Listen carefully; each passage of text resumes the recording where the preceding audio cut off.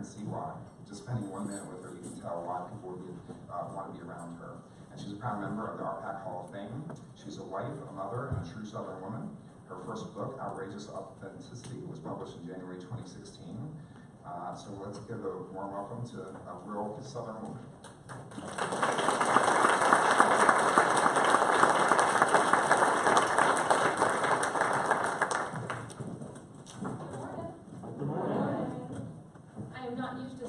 Behind the podium, so if I look a little bit anxious from time to time, that is what it is, because as a realtor, I don't sit still, stand still, or any of that very well like y'all. So I will tell you, I've heard of some of y'all have your phones still on, and you're doing things on it. You're welcome to record it, or if there's something meaningful, you can write it down, but if I hear your phone ring, you just became a major investor to the realtor party called RPAC, so don't let your phones ring in. I'm going to move this flag, because I can't see this table up here. And they look kind of troublesome. Now I can see all but the old guy. I'll move my place. I said that with love. He's just glad he woke up today, aren't you, my friend? All right, so we're going to talk today about some of the 4 pillars of your real estate business, because in real estate, it's really hard every day to get up and get going, isn't it? Because who's in charge of you? You. Not your spouse, not your kids, not anything else. You have to have some kind of discipline and will to get up every day and do this crazy business. And it's not an easy business that we're in. We beat each other up all the time. Our clients yell at us and holler at us and beat us down, and then you still have to put a smile on your face and say, oh, it's always a great time to buy or sell real estate. Well, who are you pointing at, Mary Beth? We have a new major investor? Congratulations. Look, let's go give her a personal credit card or personal check. She's horrified now. But I can tell she's glad to invest in property rights and advocacy. And Beth Dalton was here. Beth would attack you right now, so we'll have set you up with Beth later, who I love dearly. Y'all are very fortunate to have her in your family. So as we talk a little bit about how you get yourself motivated every day, it's not easy. And people think our jobs are easy, don't they? That's why they argue with you about what they pay you, because you make all this big money and all you do is dress up and drive around and you don't do anything for it. So when you think about how they talk to us, and think about too that buyer you've had recently who you've lost in multiple offers 4 times because they're an open and price point first time buyer. They keep losing out because they're maybe FHA and they're up against conventional or cash. And then they call you and say, well, you didn't show me this house I found on Zillow. And you say, it ain't real, that's why I didn't show it to you. You quit looking on websites that don't belong to me. But they think you're hiding houses, forgetting that we don't get paid when we hide houses from people. Or you have this seller whose house didn't sell and you thought this was the perfect one. You priced it right, the condition was finally, you got the good listing. It had 843 showings in 24 hours and no offers, and you don't know why. And your seller's screaming at you because you did something wrong. You had that seller too. And that's hard, y'all. So it's hard to get through these days when you know that when you wake up, you might have one of those clients on the other end of the phone. So the biggest thing we have to think about is that if we're going to start our days off well, we have to start by filling our own buckets. Because anytime a client goes after you, they're taking a ladle out of your bucket, and when it goes empty, it's bone dry and pitiful, and then goes rusty real quick, because frankly, we have humidity here in the South, and our buckets rust. And if your bucket rusts, then what you gonna do? So what do you do every day before you get going? I know y'all don't do your hour of power. I know you don't. You're gonna tell me you do, you liars. You put it on your calendar. You don't do an hour of power. How long does your hour of power last? 10 minutes, you are very advanced. It's usually about 5 minutes, because you make one phone call, then you get distracted by a showing or an offer or something, or Facebook or LinkedIn, and you're not paying attention to anything. And that's because you didn't start off your day correctly. So my day starts off every day with a run, except today I didn't because I'm in the mountains, and frankly I didn't feel like it. But usually I start off with a run, and then I start off with my devotion, because if I don't start my day with Jesus, then people are going to get under my skin, and I need to call on Him all throughout the day. I think realtors are a very religious profession, because we say, Jesus, you're going to have to get me past these people. And you know that, don't you? And if anybody in here doesn't know Him, frankly, I don't know why you live in this part of the country, but I can introduce you. So when you think about that, if you're saving your exercise or your devotion for the end of the day, how much do you have left for yourself, or for your spirit, for your faith, for yourself, for your goals? How much do you have left? At the end of the day, you got nothing. So start off your days better, y'all. What happens is that when I start off with the run, I'm a nicer person. And when I start off with devotion, I have to be a nicer person, because for some reason, God sends me scripture every day that fusses at me. Does He do that to y'all too? think God likes to play games with us. And that's good for my real estate business. Because then when I talk to people, if they yell, it's okay because my bucket was full. They took a little out, but they didn't get all of me. And then after I talk to Jesus, I call my mama. Do y'all still have your mama? You probably don't, unless she's really, really old. But do you miss her? I bet you do. And if you had her, would you call her? He loves getting pointed at. He's got a good necktie on. I could tell he didn't mind. If you still have your mama, you should call her. And if you don't have her, you should call your daddy. And if you don't have them, talk to your spouse. Or talk to your girlfriend, boyfriend. I'm not judging. Talk to your kids, your grandkids, somebody special to you who's unrelated to real estate. Because, y'all, we are letting our good relationships go in favor of transactions. We do that as a profession, and we do it because what do we talk about nonstop? We talk about money. We talk about commission dollars and transactions and volume and making more money and making more money and making more money. And what does money do for you at the end of your life? Nothing. Can't put a U-Haul on your hearse no matter how hard you try. Your children are going to spend it and waste it, so you may as well not worry about it right now. And in real estate, that's not even why they hire us. They don't hire us because of all the money. They hire us because we listen, hopefully, to what their needs are. And we are going to be part of their dealing with what is, for most people, their largest financial instrument. And that's really important. The money becomes a secondary thing as long as we've demonstrated a different kind of value. So if this feels real warm and fuzzy and fluffy to y'all, it's because in real estate, I think we need a little more of that. We've let our humanity go in favor of money. So when you're thinking about filling your bucket up daily, I'm going to have to do this. I'm going to wave back there at you. I want to ask you who you are. And Brian mentioned briefly your value proposition and what you bring to the people you serve.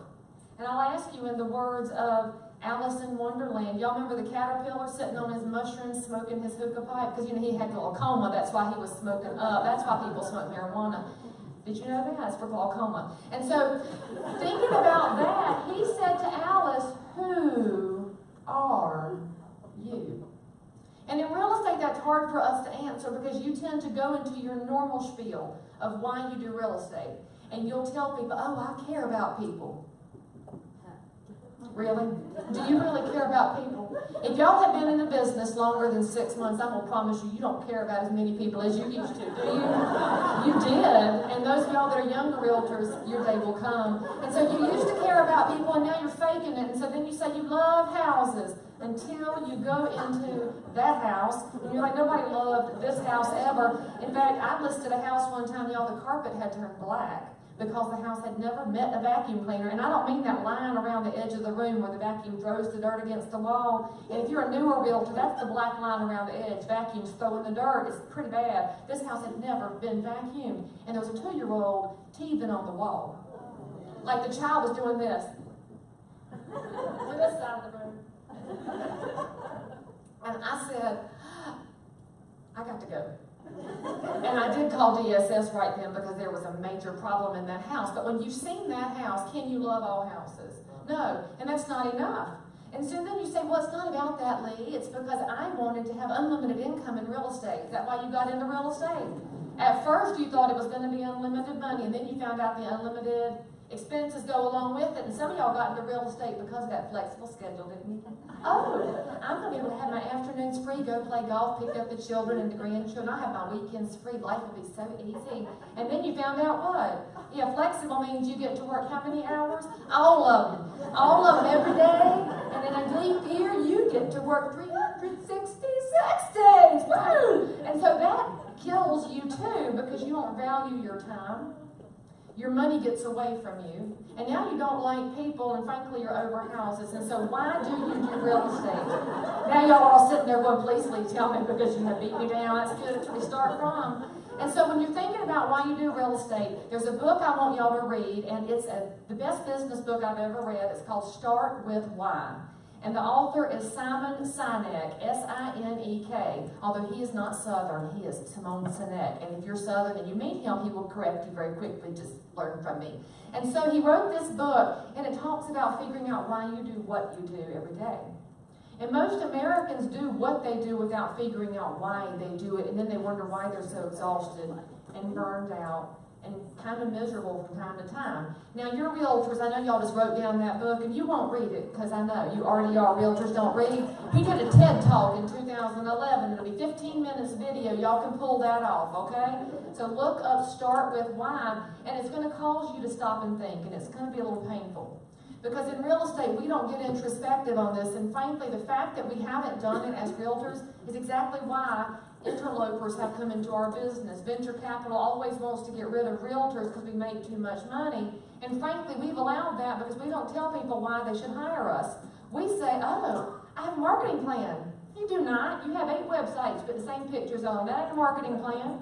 Tell somebody you put them into multiple. Well, guess what? Anybody can do that. How about a sign in the yard? Well, last time I checked, they could probably go to Vistaprint and even print their own custom sign. So you're telling them things they can get anywhere. However, what they can't get anywhere is you.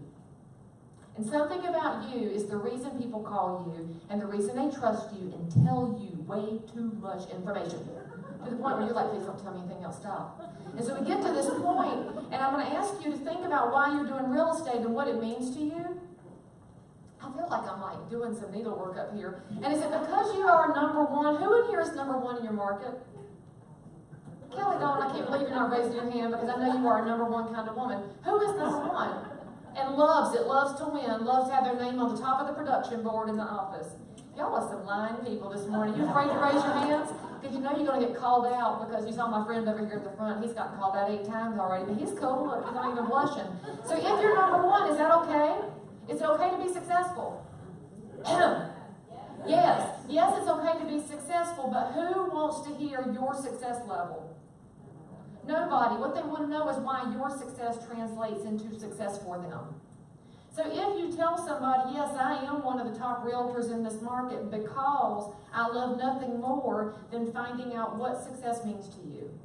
As cheesy as that sounds, that's all they want to hear is how are you going to help them? And then some of y'all, you love asking questions. You love triage and problems and diagnosing something so you can fix it. Who loves to fix things in here? There's a daddy got his hand right up, boom.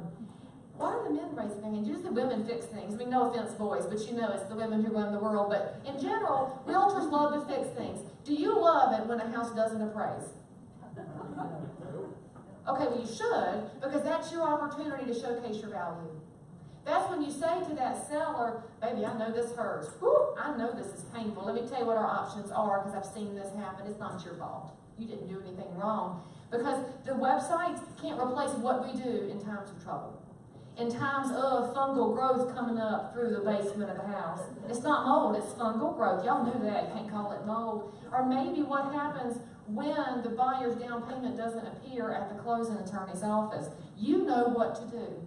And those of y'all that raise your hand, you're fixers, lean into that when you're building your why, your value proposition, because most realtors never talk about problems. They talk about rainbows and sunshine and unicorn and glitter. Woo! Nothing ever goes wrong in real estate. It's always a great time to buy or sell a house. And it's not. And some of y'all are educators. You love to answer questions and hold somebody's hand through the process. Who are my educators in the room? The educators are the ones who know how to keep somebody from getting heated up. Because you maybe have an educator's background. And you know what it's like to have multiple personalities in a room or in one client. So you look at this screen right here. I love my little Sunday school teacher here because she's got a pack of children around her with one, maybe 2 kids paying attention, and the rest of them are in some state of not paying attention or just generally acting the fool. And isn't that what it's like dealing in real estate? You've got multiple buyers in various states of paying attention to you and not paying attention to you. You're just trying to get them to listen. And isn't that also what it's like when you represent a listing and you're trying to manage showing agents and buyer agents who leave the door unlocked and let the cat out and don't cut the lights off and don't make appointments and don't give feedback, and then your seller's like, what is wrong with realtors? And you say, I don't know, but I'm doing the best I can because that's what I do. I manage multiple personalities. And so if that's what you do and you recognize yourself in any of those scenarios in some way, that's what you tell people you do. You do not ever tell them again the 3 most tired lies in real estate. And y'all have heard this said for years. It's, marketing for realtors, it says, oh, I can get you the most money in the shortest amount of time with the fewest hassles. And if y'all ever say that again, I will throat punch you. Who is using that in their marketing? Don't raise your hand now, because those are all lies. Who can promise the most money? Nobody. Does the market change and move? Is pricing fluid?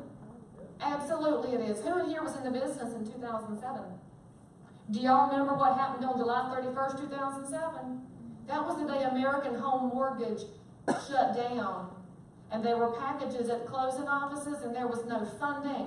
And at that point, pricing no longer was something we could promise, even to people at the closing table. And why do I remember it so well? Because my preferred lender was American Home Mortgage, and I had 7 closings that day that did not fund. And we had to start over, which is also why you can't promise timing, right? Because if you promise the shortest amount of time and that moment comes again, then what can you promise? Nothing. We're starting over. And how about hassles? How many of y'all promised the fewest hassles? Seriously? Have you ever seen the other side of the closing table? You can't control that other agent. You can't control your crazy client, nor theirs either. So you're making promises you can't keep, and this is why people don't trust realtors. What if you turn this around and say, it's very uncertain, it's very scary, in fact, to sell a home. I can't promise you anything on buying a home right now, but I'll be here with you through the process. Is that something you can promise? To return phone calls and be available and be that person who gets what they're going through. So if somebody says, Leigh Brown, why should I list my house with you? I say, well, Ann, that's simple. It's because I get my jollies out of helping people navigate the minefield of real estate. And you might get blown up, and I might get blown up, but pieces of us will get across the finish line together. Now, every seller suspect I say that to, their eyes get wide, and they say, what do you mean I might get blown up? Because that's what they're hearing, right? They hear what pertains to them, not to me. And so I say, oh, Lord, I mean, I'm going to tell you some things that have happened. We've had houses to not appraise. The fence was on your property because the neighbor did one fence and everybody tacked on. And in the whole street, y'all had encroachments because nobody checked surveys when they put the fences up. Y'all been in that neighborhood too? Or you've got radon issues. That's what they're happening over in the Fredericksburg area because of that earthquake. So now they're all experts on slab suction reduction systems. And last time I checked, that's not something we talk about when we're talking about selling your house for the most money, the shortest amount of time with fewest hassles. Slab suction reduction system ain't fun no matter how you look at it. And y'all all know what I'm talking about, right? Those of you that don't, go find a house with these alien pipes coming up out the back. It's got a slab suction reduction system. And so we talk about this with my seller people so that they understand there's no way to gauge how this is going to go, but it's going to happen if you want it to happen, and I'll be with you the whole way. Is that a different message than realtors tend to give?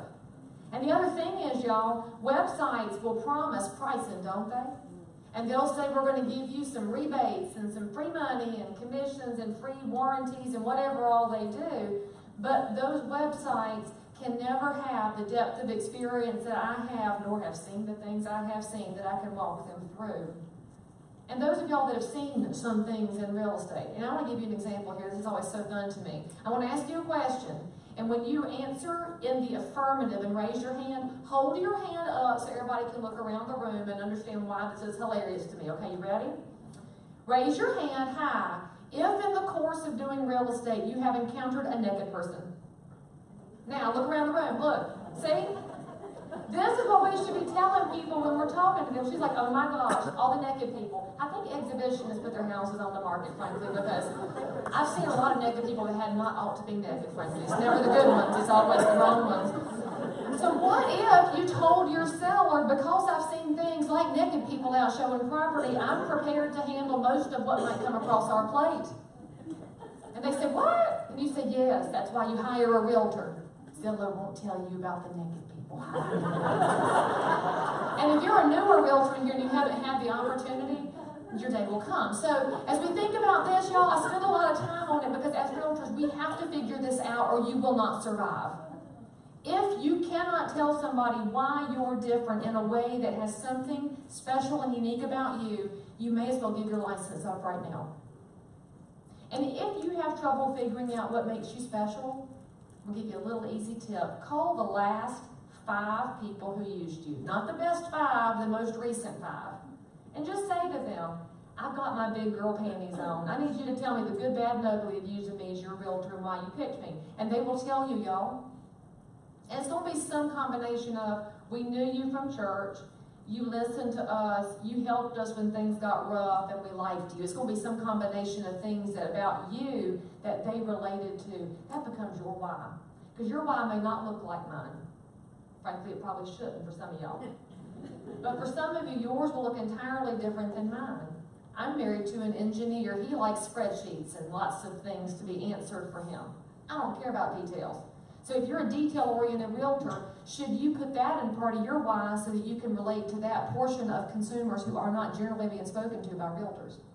There's so much power in that, and it changes everything about the way your business runs. Because when I show you this is real estate. And I generally feel kind of awed when I look at this, and y'all all are giggling. I guess that's because your children are older than mine. I have an 11-year-old and a 12-year-old, so I kind of miss the cute stage because they don't smell so good anymore. And so I look at this, and I think about this being like real estate. It's not pretty, is it? It's not perfect. But does it matter? Yes. Do you save these pictures? Yes, you save them. Even if they're not your kids, if some kid makes it for you, save it because it's important. And that's what real estate looks like. It looks like some version of people. We don't know if they're kin or not. We don't know if they're tall, old, young, or short, because look at them. It's just things. So it's people. People matter, but people are messy. Real estate's messy. But we as realtors are there to hold it together and make it stay important to people. So that means you got to think about how that why that you've created around your real estate business, around who you are, how do you translate that into the messaging that you put out there? And you'll get very distracted by shiny gadgets when we start talking about the technology piece of your business. And how many of y'all, you do, my friend, you remember when pagers came out? Who remembers when pagers came out? And was that like the hottest, coolest technology ever? Because we were the second industry to adopt it, first being who? Drug dealers, that's right. Drug dealers had it, then us, and then doctors. Doctors were kind of slow because they were trying to be fancy, because we're cutting edge. And so we had these pagers, and it was the best way in the world for somebody to reach you, because that was the first time somebody could reach you without being on a landline, right? The phone on the wall with a long cord that you wrapped around your fingers while you talked to your girlfriend or boyfriend. Y'all remember winding your fingers in the cord? Young, you don't. You've never seen that phone. That's okay, young man. You missed out. I'm just going to say you missed out. And so this was the first time you became super available to people. But what's happened to pager technology? It's gone. I mean, landlines still exist, but pagers have come and gone. And as realtors, we get very distracted by shiny gadgets. Y'all love nothing more than new phones, new apps, new CRM, new website, new coach, new this, new that, because somebody has promised you it's going to give you 100 new listings, and you're only going to pay the cost of one transaction for it, right? If you sell one house, it pays for this, and I'm going to tell you, any vendor that ever says that, run, because they just want to get in your pants, pockets, so be careful. Some of y'all know, you've been around real estate for a while. But I want to tell you, when you think about shiny gadgets, there's something very important to remember, and it's that you just need one gadget. Just one. What's the one gadget you need? Phone. A phone. Now, is it okay if it looks like this? Absolutely. In fact, that phone's probably better than the one sitting in front of you right now. You know why? This one you'd answer. Because back in the day of this telephone, if it rang and you did not answer, what happened? They were gone till they gave up. You had no voicemail, no answer machine. Some of y'all remember when answer machines were a really cool shiny gadget. And you went back over the little tapes over and over. This had no answer machine, no voicemail, no caller ID. In fact, on this phone, you couldn't even dial *69 to see who called you last. Y'all remember that? And at the time, as a kid, I never realized how trashy that was. But now I know as an adult. But that was back when we answered phones. Look, it took y'all a second. I like this. This side of the room's had more coffee than this side, apparently. Drink up, people. When we answered phones, we were in our best realtor selves, because our best realtor selves connect with people. Our worst realtor selves assume that the person on the other end is bogus or mean, going to yell at us, cuss at us, confrontational, going to reject us. That's our worst realtor self, and our worst realtor self gets in our own way. Y'all, we're in a society that's getting further and further divided from one another. People are mean to each other. They don't like each other. They've divided themselves into these nasty little silos, and I blame technology for that. Because you say things on the internet that you would never ever say to another human being face to face. And we're realtors. We're better than that. We build our businesses on serving people and having conversations. And somebody says, I need to get a ranch home. And Callie says, well, why do you need a ranch home? Well, my mama's going to move near us because she wants to be near the grands. And Callie says, well, that sounds wonderful. And why is mama moving near you and not your siblings? And the person says, because I'm the one that looks after mama. Great, does mama need to be near medical facilities? Well, yes, she does. She's got a bad hip. So then you find out how these conversations find a way for us to be human first. Realtor second. Technology puts realtor first and humanity second. That's a problem. So with those little shiny gadgets that you have, your cell phones now that y'all are feeling guilty about, because you should, when it rings, I'm going to pretend this is my phone. And it's an iPhone. I've got two options. What are my options? Decline and accept. I like how y'all said answer and don't answer. Y'all don't read your phones very much. But if you hold it right here, you can read it. Decline and accept. And your realtors, what do? You hit decline. You wait for it to go to voicemail. And then you listen. And then decide if you want to call them back. And you say to yourself, oh, well, I'm in the middle of something. I'll call them back here in a little while. And when do you call them back? Never, because you're realtors. You have ADD. You forget. You didn't mean to not call him back. You just totally forgot the phone ever rang. And look, he's fixing to go return a phone call that he said he was going to call back. That's kind of hilarious. But we do this to ourselves. And those of y'all that have done it too, you even went so far as to write down the name and phone number on the back of the gas receipt. You shoved it in the console. Then a month later, you pulled out your receipts and found that name and phone number and said, I never did call him back. Because that's just how we operate. But we miss on all these opportunities when we don't talk to people. And I'll give you a pretty interesting statistic. 5 years ago, when somebody called you, they were 50% of the way through the buying process. So they've gathered up half their information before they called you, the realtor. That's 5 years ago. Today, when they call you, that sign call, the call from your website, any call related to real estate, they're 70% of the way through the buying process. That means they've gathered up almost everything they need till they hit that point of, please don't make me call a realtor. Please, I don't want to call one of them. Please don't make me call one of those people. Because we're those people, aren't we? Because they're afraid you're going to do something to them. What are they afraid you're going to do to them? Sell them something. Ah! They're afraid you're going to sell them something. But they sucked it up and called you because there's something you have that the websites don't have. And that their friend doesn't have, their neighbor doesn't have, and Facebook can't tell them. And then they went so far as to dial the phone and call you, and what happens? You did what? You declined. And they do what next? Call the next realtor. That one doesn't answer. What do we do? Call the next realtor. They're calling through until they get a live person. Now, you call them back 2 hours later, you did remember, and by that time, do they remember even calling you in the first place? No. They don't remember what property they called, about who you are. In fact, they get a little snippy and say, why are you calling me? Where did you get my number? You're like, you called me. I did not. Because that's how they feel when you were not available. And I want you to think about how you feel when you call customer service and they put you on hold for any length of time. How many of y'all have gotten off hold and hollered at the little person on the other end who said their name is Joe and they're from Canada, which is a lie. And so when they said their name is Joe and they're from Canada and you're on hold for 7 minutes, you're like, I've been on hold for 4 hours. And you looked at your phone and said 7 minutes. Fine, it felt like 4 hours because it did, didn't it? People don't want to wait anymore, y'all. If they call you, answer your phone. But I'll tell you, if you can't answer it, you have a room full of people here who are strong colleagues in the business. They obviously share your culture, your ethics, your integrity, and your work values. Maybe they would cover your phones for you so that the consumer is prepared to talk to somebody. And you can then have a moment of a life. Now, you built this why. You're now all afraid to not answer your phones while they ring for the next few minutes. I want you to think about social media. You're all on Facebook, because as realtors, we almost have to be on Facebook nowadays, don't we? You don't have the option of saying, people are nasty on there, I'm getting off. Because who's on Facebook? Everybody, your clients, your future clients. So I want you to think about this. If your Facebook page showcases the company and not you, you're doing it wrong. Facebook is designed to be social.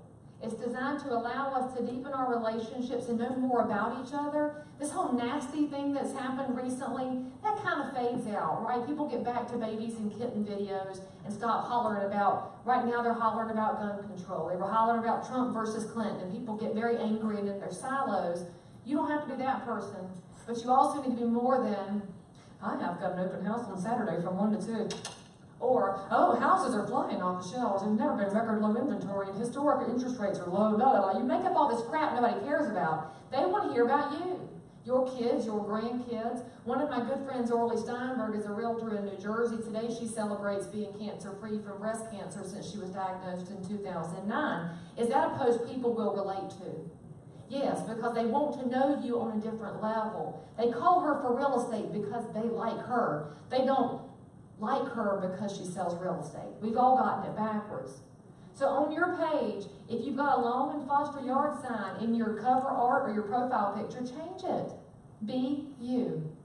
Something about you that's interesting. If you make it a quote, make it something that's meaningful to you. Mine talks about real estate from time to time because most of my audience is now realtors, and it's fewer clients. My clients also know what I deal with realtors because they see all in my videos. And so I want you to also know, because your stories become my stories, over here on this About page on Facebook, y'all are killing me with Facebook, because you've got all this information on lockdown. You've got it privacy protected. You've got it set for friends to see it. Well, here's a little secret. The people who are going to hire you to list or sell homes for them, they're not your friends on Facebook yet. But they went to Facebook to look you up and see who you are. So if they go to Facebook and see who you are and all they see is yard signs and open houses and low inventory, they're going to think you're dreadful. And you're all real estate all the time. And who wants to hire that person? Nobody? Because that person's not any fun. They want you to be fun, don't they? Have any of y'all ever been told by your clients that you're fun to look at houses with? Isn't that something that's powerful for you?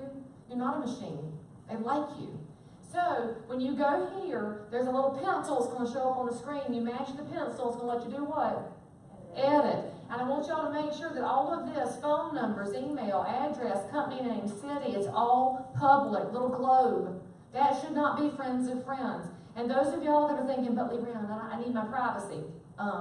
You're in real estate. And this is 2017, and I'm pretty sure the government knows every single thing that I say and do, because the NSA has a drone following me. I'm fairly sure Kevin understands. He wears a Tim hat too. He knows. So you've all been followed now, so go ahead and make this public. If you don't like your information being out there, what should you do? Get over it. Thank you very much, Plaid Tie. You're exactly right. And by the way, you need to make sure that you are abiding by the Real Estate Commission with making it very clear with for whom you work and your work address. Many realtors have all that stuff kind of buried. Don't bury it. You work for an amazing company. Do not be ashamed to say that you work for Long and Foster. I'll also tell you on Facebook, there's a way to make it very powerful, and that's to go offline. Look, I went too far because it finally responded. When you see somebody have a baby on Facebook, should you click like? Sure, but what else should you do? Do something. You could comment, lazy. I love you, blue shirt, but that's lazy. You know what I do? Look, I send them a book. Somebody has a baby, they get an actual hardcover book from me in the mail. They have a boy, they get little boy. If they have a girl, they get someday. I buy these at 10 at a time from Amazon. They're all signed at my office. I sign all the cards, and that way if a baby comes in, I can let my staff know to get a book sent out. Now here's something I want you to think about. There's no business card that goes in these books when I send them. Because frankly, if I know them well enough to send them a book, should I have to send a card? As realtors, sometimes we go too far with this whole business card name tag thing. And we turn into real estate machines when in reality we're humans who want to celebrate new birth. So yesterday I was telling a good friend of mine in Massachusetts, they're realtors named Brad and Darlene Pratt, who've been anxiously trying to have a baby. They had their baby girl, Olivia. And so I messaged my office yesterday and I said, please get a book out to them.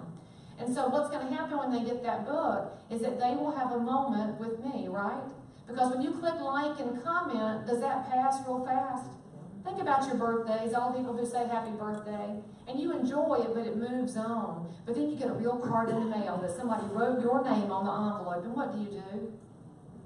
You keep it now, don't you? Maybe you hang it up on the wall. Think about how you can take the relationship deeper. If somebody passes in my community, they get a pound cake. I've been doing this for years, and I make half-pound cakes because nobody needs that many calories because I make the real thing. My freezer's full of them. And so if somebody passes, I get a cake to their house. I'm not just going to click like on Facebook. And why do y'all click like on death posts? That's bad manners. Go to the crying face at least and make sure you're picking the right face. But people are doing that, and I send a sympathy card too, and it's full of scriptures. Because why am I going to hide who I am? I'm not afraid of being who I am. If somebody's not going to use me because I am who I am, is that okay? Yes, there's a butt for every saddle, and mine's not obviously fit for theirs. And so I want you to think too about Facebook Live. Who in here is using video in their business more than once a week? Plaid Tie almost is. You every other week. You're close, right? He's pretty regular. So with video, y'all are letting go of the most powerful tool you have available to you. How much does it cost to post a video? Nothing. Do you have a video camera in your hand right now? Yes. So let me tell you why you don't do video so you can help get over it. You're not doing it because you think you're old and fat and ugly and stupid and you don't have anything good to say and don't have good equipment. Is that most of your reasons? Well, here's the secret. If you're old and fat and ugly and stupid, your clients and friends and family already know this. So, they love you anyway. You should let go of this. And by the way, the older you are, the more you should be comfortable with who you are, right? Because aren't you fearfully and wonderfully made? Yes. You see, look, I got a believer over here who said yes in this yellow shirt. You are. So why are you so afraid of video? And I'm going to tell you this. This is a Facebook Live video that I did. Now, obviously, my personality is a little bit bigger than some people. That's okay. Even if you're not that much, it's probably better for you. So I did a walkthrough of a listing I had. This was a $39,000 house. Very fancy foreclosure. And so I went and did a Facebook Live there, primarily because I grew up in Concord. That's, of course, the home of NASCAR. And this is a very challenged neighborhood in Concord. It's considered to be fragile by the city because it's high tenant occupancy. Equities don't go anywhere, they go down. You got a lot of old people in there, poor schools, high crime, the whole bit. And as realtors, how do we normally talk about a neighborhood like that? We'll go at 2 o'clock in the afternoon. We don't tend to lean into the best of who we are with our neighborhoods. And so I love this neighborhood because I know a lot of those grandparents. I grew up with their kids and grands, and I'm not nervous at all in that neighborhood. So I took my camera, and I'm going to walk through the house and show people the things that you can't see in the MLS. And what's one of the biggest things you can't see in the MLS, y'all? Smell. That's right, there's no smell-o-vision in the multiple. So I was walking through the house, and I had my little camera. Actually, my girl was holding it that time. I had to fix my sound because usually I just do a selfie style, but I wanted to show off the house. And one of the commenters, because Facebook Live is conversational video. That's the best part about it. And those of y'all that have watched my videos, you know that when I'm live, I try to talk to my commenters. You can't do that in any other kind of video. Nothing professional and fancy or that you post elsewhere that's edited is conversational. And people love nothing more than talking with you, not being talked at. And so when I did this, somebody commented, "Oh, it must smell awful." And I said, "Nope, I'm not throwing up. It's not that bad." And they were shocked by the fact that I had engaged them in conversation because it wasn't one of my followers. It was somebody watching the video because when you make a video, other people can watch it. The reason I love Facebook Live, by the way, is that it's long-form video. It's designed to be 5 to 15 minutes long, ideally. And why so long? Because Facebook gathers up an audience for you. So when you start to broadcast, Facebook is finding people who should watch it. That's huge for you. Again, what's this cost y'all? Nothing. So when I'm walking through this house, I showed the good things like the little telephone nook in the wall, and the bad things like, but I did show off the fungal growth because it was coming all the way up out the basement, all the way up the walls. It was very aggressive. And the broken toilet seat, which I don't know how you break a toilet seat in half, but that's nothing I'm ever going to find out. And so showing all these things, got 13 offers on the house from the video. Now granted, it's a cheap cash house. That was the easy part. The big thing that happened was this. I got a call from the city of Concord. And right now, Gary's heard this story for the 3rd time. He told me not to repeat myself, but it's my favorite story, so I know he's humoring me now. And so I got a call from the city of Concord. And how do you feel when you get a call from the city of Lynchburg, city of Roanoke, city of Blacksburg? How do you feel? what have I done now, right? Figure it's probably some kind of a violation of code going on with this property I have on the market. And I said, hey, this is Leigh Brown with Remax, how can I help? And they said, hey, this is blank at the city of Concord. And I said, hello, how are you? He said, we've all watched your video. And I said, which one? Because I make a lot of videos. He said, the one down on Young Street in the Logan community. I said, oh, do y'all want to buy it? And he said, no. We wanted to thank you. That's the first positive thing that's been said about the Logan community in probably 50 years. Think about that, y'all. As realtors, we can actually viscerally change communities with our words and with what we do. And it has nothing to do with a sign in the yard. And everything to do with your outlook on the place where you live. Now, that neighborhood will come back one day, won't it? Doesn't a rising tide raise all boats eventually? Why wouldn't you be a part of that solution? Don't be a part of the problem. Quit saying things out loud about other people's homes and neighborhoods that you wouldn't want said about yours. Because last time I checked, the folks who live in the community of the Logan community, they're humans too. They're my brothers and sisters in Christ. That's my job as a realtor. It's bigger than me and it's bigger than you. Now, thinking about that, that means when you do a Facebook Live, your video does not do this. Hi, this is the living room.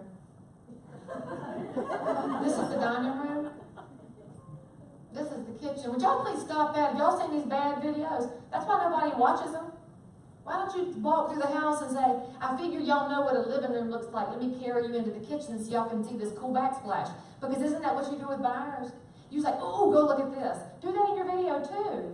Show people something more and show them who you are. Because when they watch my videos, they get my inflection. They hear that I do sound like I am a straight-up country bumpkin, which frankly, Yankees fall for that. So you should really lean into your accents more. And Yankees pay cash, is what I'm saying. So lean into it. Show them your eyes. Show them who you are. Because who you are is what people call, not the house, not the yard sign, not anything else. You do need a business page. Who has a business page? Listen, it costs you nothing. Quit being lazy and build one. There's a youth group near you that'll take $20 and build you one. The best thing about your business page is that's where you can talk about houses. This is where your virtual tours and your broker opens and your we need listings and your interest rates, all the crap that's really dreadful and boring. It goes over here because the 8 people who care about it will go here to read it.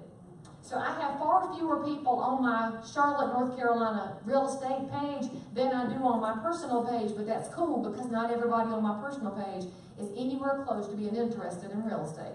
And as realtors, we make this assumption that everybody cares about what we care about. Stop.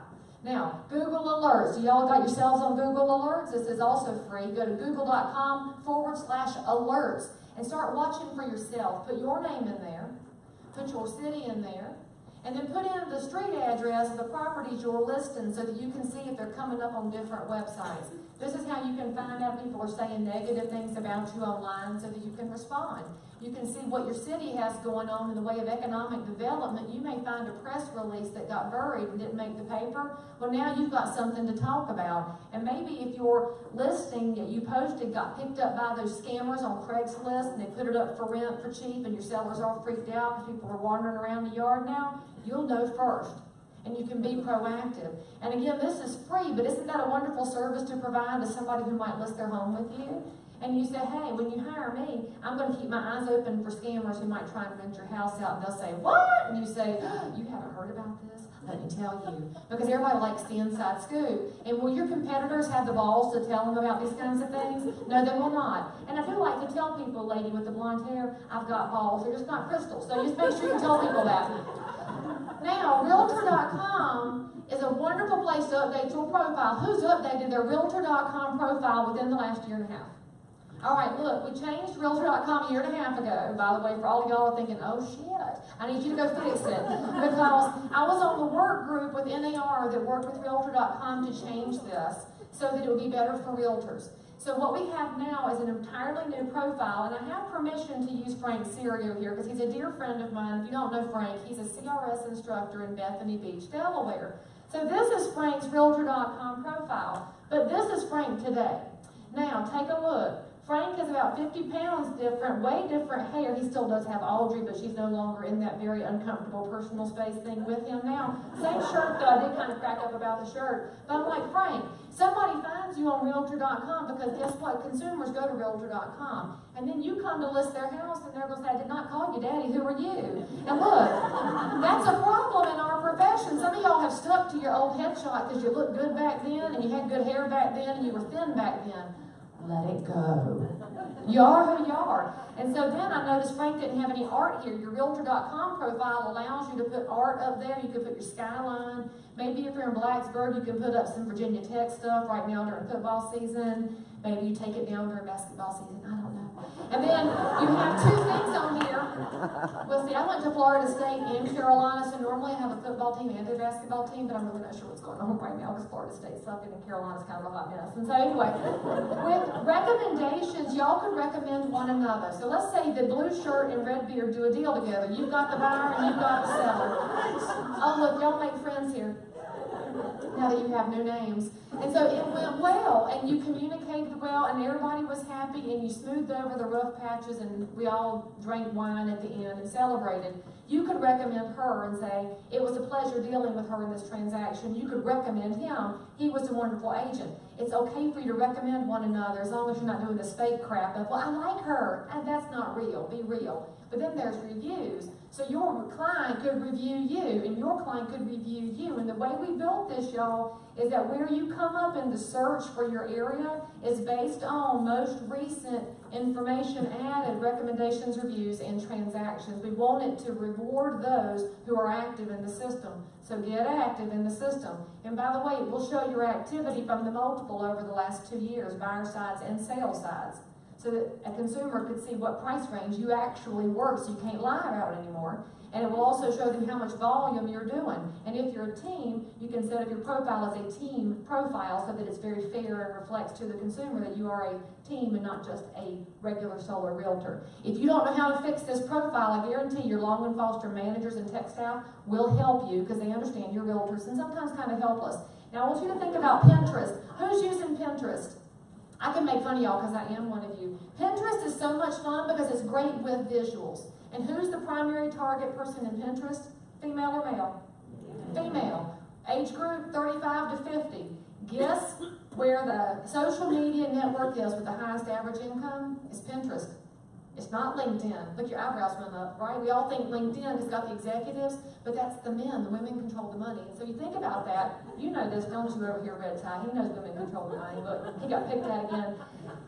This is a high-income social network, so why are the rest of y'all there? You say, well, we don't know what to do with it, right? So let me give you a secret I figured out. Because people do go there to get recipes and workout routines and also to find things to do with their house, like Howells.com, HOUZZ.com, which, if you hadn't noticed, in the last month they rolled out where you can add an agent profile to Howells.com if you're a realtor, if you're active inside Howells. So you can check that out too. I built a board in Pinterest called Getting Your Home Ready to Sell. Now, if you're a nerd like I am, you realize it's an incomplete phrase and grammatically kind of painful. However, that's the phrase people use in Charlotte, North Carolina when they're getting their house ready for the market. You can go to a place like WordStream here, which is a keyword analyzing tool, and find out what people are typing in your market. So whether you're Blacksburg or Lynchburg or, I don't know, wherever all you might be, maybe you're the old Shenandoah Valley, you want to find out what people in your market type in, because they get their houses ready a long time before they call us, don't they? They call you to come out and tell them what to do 2 and 3 years before they're ready to go on the market. You can give them a lot of information here, and so we put in there the right wall color. Sea Salt by Sherwin-Williams, best neutral ever. I put that in this board. How do you get rid of popcorn sealants? How do you paint baseboards? How do you get rid of brass fixtures? How do you get rid of that vinyl wallpaper with the duck marching around the top? That's how you get rid of things. Put it on here so you can help people get ready for the market without being bothered by a realtor for 3 hours because y'all are exhausting. And then LinkedIn, look, y'all are uncomfortable now because I'm right. I love it. Who's on LinkedIn and knows what to do with it? Right, and the hands go back down because LinkedIn is boring, isn't it? It's the pressed khakis of social media. I read that somewhere, and I wish I knew who said it because it's exactly true. People go to LinkedIn looking for what? Jobs. Right, and what do realtors post everywhere? Houses. So see, your language doesn't match what the user's doing over there. So when you're on there posting virtual tours and, oh, I sell houses, you're not speaking to the audience. So think more about what people are needing from you on LinkedIn.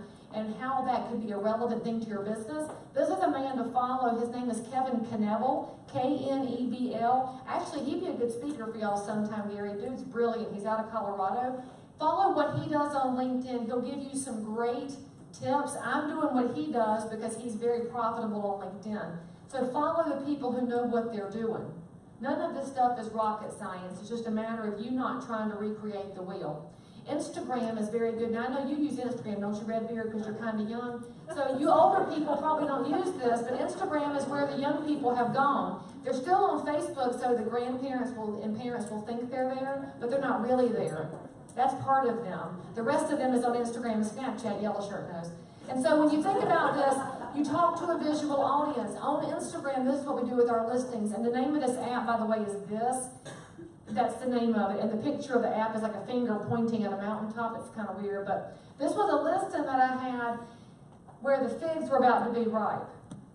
So the posting was, if you play your cards right, you can be in before the figs ripen. Is that a call to action? Is that sense of urgency? But is that better than, well, the home you're looking at today, somebody looked at it yesterday and slept on it last night. They're making an offer today, so if you sleep on it, you're going to miss out. How many of y'all are sick of all these tired scripts we've used for years? Talk like the people you serve. I love fresh figs. And Yankees don't get them up north, and so they're curious about them.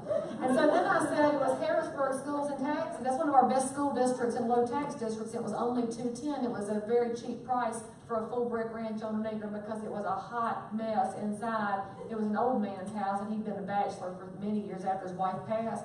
And old bachelors are even messier than young ones. And so I did not want to showcase the interior of the home, but I showcased something positive about the property, and this generated inquiries for us who said, oh, where is it? Where can I get it? Because I know what people want in that area. They want the ranch, they want the acreage, they want the schools, the taxes. Talk to people in the way that they come to you. They're not coming to you saying, oh, hello, I'd like a 4-bedroom home, please. Do they? No. They say, I want a house in the X district, or I'm looking for a house with all hardwood floors. Have y'all had that request? They don't even tell you bedrooms and bathrooms first. They just want some hardwoods and some granite maybe. So think about what people ask you for and put that into your postings about your listings, and then tag the crap out of it. By the way, in Instagram, your optimal tag, 7 to 11 tags, gets you the most traffic. Too many is too much, and too few doesn't get you any traffic. So 7 to 11 hashtags. Those of you that don't do Instagram, that means nothing to you, so just forget I ever said that. Video is very important. BombBomb is the service that I use. And it's because when I send a video using BombBomb, and that's BOMB.com, it tells me who's open to my videos. Anybody using BombBomb in here? Redbeard is. Plaid, sure, you're not. You make videos. Get after BombBomb. You'll love it. It's money well spent. But I can send a video to my whole database. And I'll tell you the video that I sent yesterday to my past clients, because I make a video. By the way, when you make them, hold your camera up so your chins go back. It'll save you 10 to 20 pounds. And then hold it sideways. You don't have black bars next to your face. You won't look good in black bars, I could tell. So hold it like here. Y'all, do y'all watch the news or read the news? I mean, you probably should drink while you do it, but I made a video that said, I told y'all last week about the Equifax breach and told you where to go to check to make sure you're not a victim so that we can protect you when you're ready to buy and sell. Did you know that yesterday the IRS gave a no-bid contract to Equifax to verify taxpayer identity? So now the government is giving the people who gave our identity away all of our tax information. Are you serious? So if, as somebody who might buy or sell in the future, you need to know how this affects you, give me a shout. So now if they're thinking about buying and selling, what are they going to do? Call me. That's how you get in touch with people, y'all. You tell them what's relevant and tell them why they might need you and let them call you instead of you calling them and saying, well, hey, who do you know that needs to buy or sell a house? Because that's dreadful. You don't need to be dreadful, be real. And by the way, is it partisan hack of me to talk about how it's ridiculous that the IRS gave a no-bid contract out? There ain't nothing partisan about that. That's a hot mess. Wouldn't y'all agree? So, let people know that you're paying attention to the things that could impact them, because the house piece is all secondary to the knowledge that you provide as their realtor. And when I use BombBomb, by the way, I can send it to everybody at one shot, which saves me an enormous amount of time. Now, mentioned earlier, Brian was talking about your influence, people that you influence, your sphere of influence, your SOI. Y'all been hearing that term for how many years, Bitsy? 137 years? So that's the phrase we've always used, but as our older realtors in the room know, and I'm included because I was raised by somebody who got his license in 1978, you know who's in your sphere of influence? Everybody you've ever met, their name and phone number and address, and when do they get out of your sphere of influence? When they die, that's right, Bitsy, but after you check with the kids and see if you get the estate sale, right? So you check with that first. But that's not a sphere of influence. That's digital hoarding. That's just a list of people. You don't know them. They know you. Do you know everybody in your old neighborhood that you send stuff out to? No. How do people live now in their neighborhoods? They get in the driveway and raise the garage door, drive in, lower the garage door. The blinds are closed. They don't even come out anymore, do they? It's kind of sad, isn't it? So thinking about that, you're mailing to people who don't know you inside your neighborhood and calling it a sphere of influence. Or you met somebody at an open house 4 years ago, gathered up their information, and you never talked to them again, but there they are, getting your calendars and recipe cards like they matter. Your sphere's not that big. So I've stopped calling it a sphere of influence, and I just call it my people. These are my people. They're the ones who, when they hear real estate, they say Leigh Brown. So I say real estate, they say Leigh Brown. I say real estate, they say. That's how easy it is to train people. Y'all all fell into it right away. It's just like, oh, it's just an easy fish in the barrel. So I want you to think about your sphere of influence in a slightly different way. That database that you have of 12,000 names should be condensed down to 150 or less. All the research out there is showing that the average human being can manage at most 100 relationships. Because think about how exhausting it is to manage the people that you know very well. The ones you know all their business.